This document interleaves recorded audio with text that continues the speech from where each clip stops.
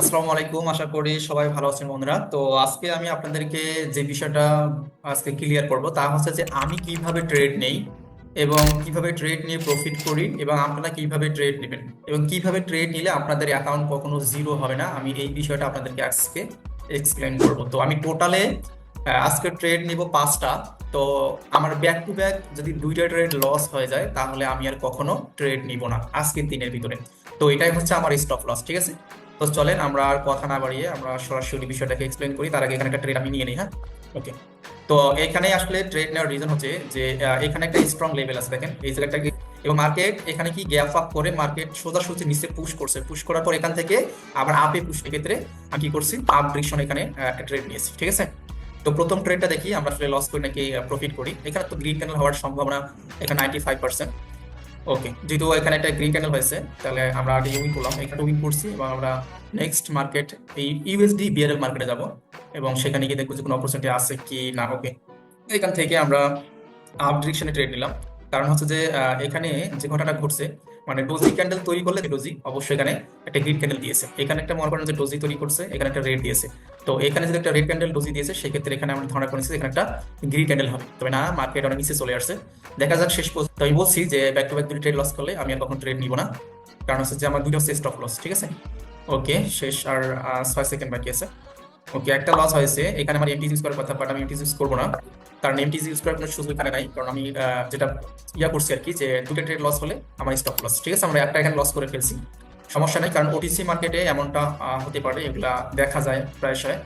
আর trading প্ল্যাটফর্মে আপনার 100% বলতে কোনো কিছু হয় না, এটা একুইটির উপরে চলে, ঠিক আছে। তো এই জন্য আমরা একুইটি সেট আপ করে আমরা টোটালে 5টা ট্রেড নিব। দেখা যাক, আমরা একটা লস লস করতেছি, তো টোটাল আমরা 5টা ট্রেড নিব। দেখা যাক 5টার ভিতরে কয়টা আমরা উইন করি এবং কয়টা লস আমাদের, মানে আমাদের 5টার ভিতরে আমাদের প্রফিট থাকে কিনা। আর ব্যাক টু ব্যাক দুটো লস করলে তো মনে করেন যে আর ট্রেড নিব না, ঠিক আছে। তো এইভাবে যদি আপনারা ট্রেড নিতে পারেন, নিজের সাইকোলজি কন্ট্রোল করতে পারেন, নিজের আয়ত্তে রাখতে পারেন, তাহলে আমি আপনাদেরকে বলবো আপনার এই যে অ্যামাউন্ট এখানে আছে, অ্যামাউন্টটা কখনোই আপনার জিরো হবে না, ঠিক আছে, কখনোই জিরো হবে না। ওকে, তাহলে আমরা এটা উইন করলাম, তাহলে আমরা 3টার ভিতরে দুটো উইন করলাম এবং একটা আমরা লস করে ফেলছি, ঠিক আছে। 3টে করে উইন করছি, আমরা দুটো উইন করছি, একটা লস করছি। তো এখান থেকে আর একটু মার্কেট নিচে আসলে জাস্ট আমরা, ওকে, মার্কেট একটু পুশ যদি করে তাহলে আমরা এখান থেকে আপডেশন ট্রেড নিব। দেখা যাক আমরা এখানে সেফটি মার্জিন পাই কিনা। ওকে, মার্কেট এখান থেকে মুভ করে অনেক উপরে চলে গেছে, যেহেতু অনেক উপরে চলে গেছে সেক্ষেত্রে অবশ্যই আমি এখান থেকে, না, আর হলো না। আমরা নেক্সট মার্কেটে অপরচুনিটি খুঁজি আমরা।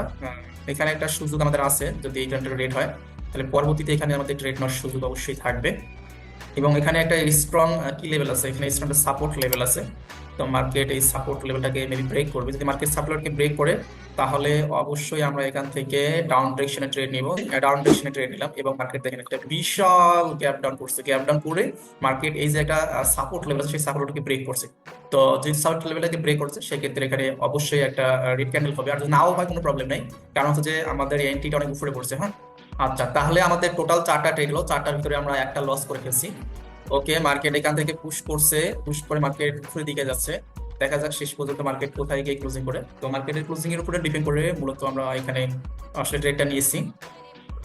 ওকে, আর মাত্র 15 সেকেন্ড বাকি আছে, তাহলে টোটালি আমাদের 4টা ট্রেড হয়ে গেছে, 4টার ভিতরে আমরা একটা লস করছি এবং আমরা 3টা ট্রেড উইন করতেছি শেষ মুহূর্তে এসে। মার্কেট দেখা যাক।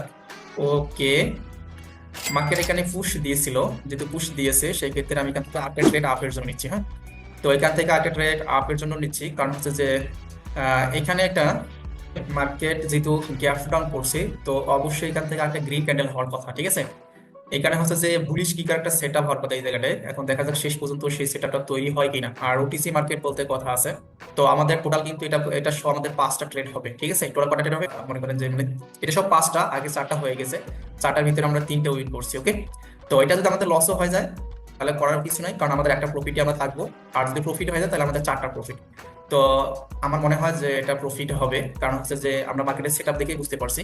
তো যাই হোক, আমাদের 5টার ভিতরে আমরা 4টা উইন করছি। তো আমি যেভাবে ট্রেডগুলো নেই, বিভিন্ন সময় আমার শেপটা চেঞ্জ হয়ে থাকে, কারণ ওটিসি মার্কেটে যদি বেশিরভাগ ট্রেড আমি নেই এবং মার্কেটের প্রতি আপডেট আসতেছে, কারণ আমাদের থেকে মার্কেট অনেক বেশি মনে করেন যে স্মার্ট, কারণ মার্কেট আমাদের টাকা দিয়ে চলে।